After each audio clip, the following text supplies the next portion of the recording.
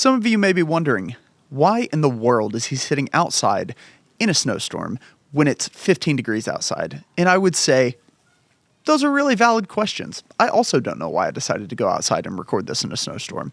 But since we're here, we're going to keep this kind of brief. We're going to talk about my number one accessory for the Sony A7S III.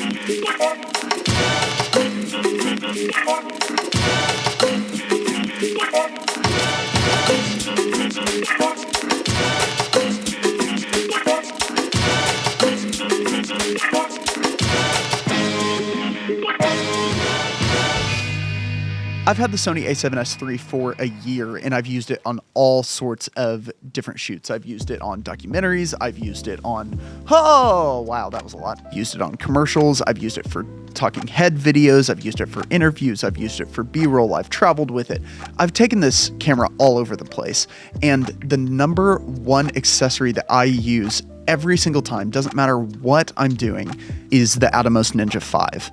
And I understand that there are better monitors out there. I understand that there are better recorders out there, but I personally love the size. I love the capabilities of it, and I love the ease of using it as well. I started my career using a Sony A7S, and then I got the A7 III, and both of those are fantastic cameras, but editing those files has been a nightmare. I spent years creating proxies, trying to figure out the easiest workflow, and nothing ever worked quite like I wanted it to. Then, once I got the Sony A7S III, all of that changed because I also bought a Ninja V.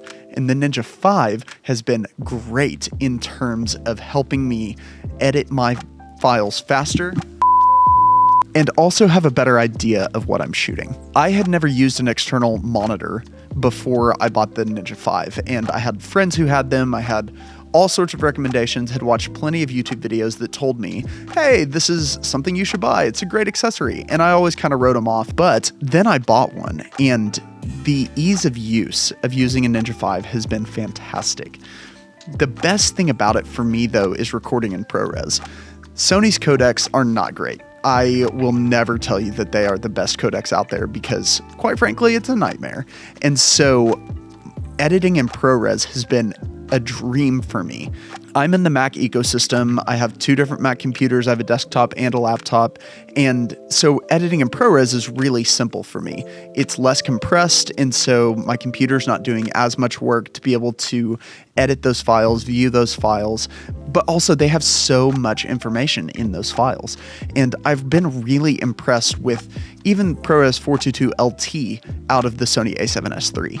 File storage is cheap nowadays, and so I don't really worry about recording a terabyte file or recording a 950 gigabyte file, 500, whatever it is, because storage is really cheap, and the performance gains that I get from editing a ProRes file as opposed to an H.264 file have been fantastic. The XAVC-SI codec on Sony, I'm getting pelted out here.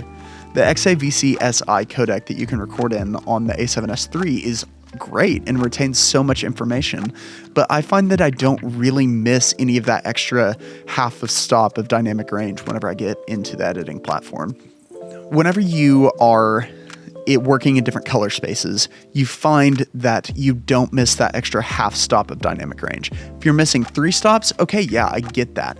If you're just missing a half stop between recording internally and recording externally, I'm going to record externally every time because I'm not going to miss that extra half a stop.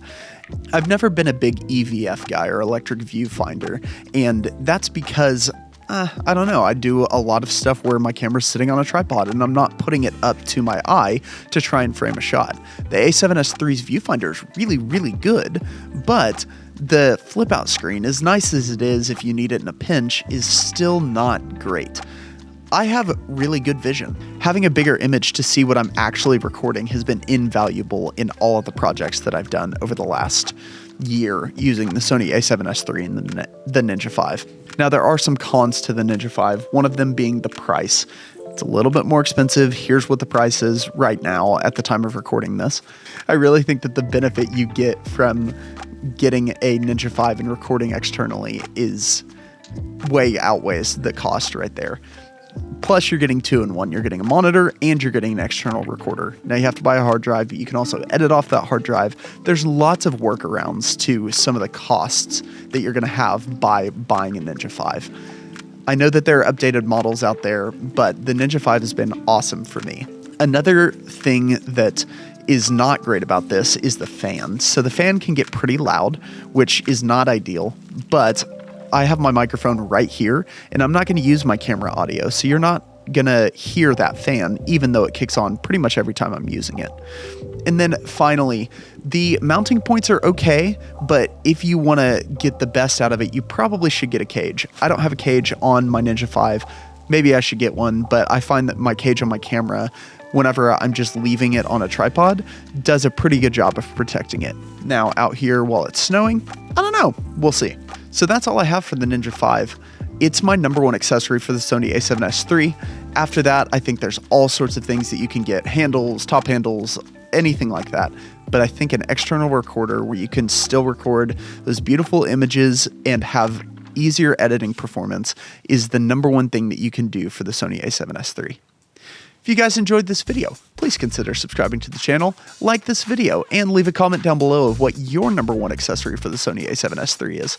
Thank you guys so much, and I'm going to go inside because I'm cold, but I will see you guys next time.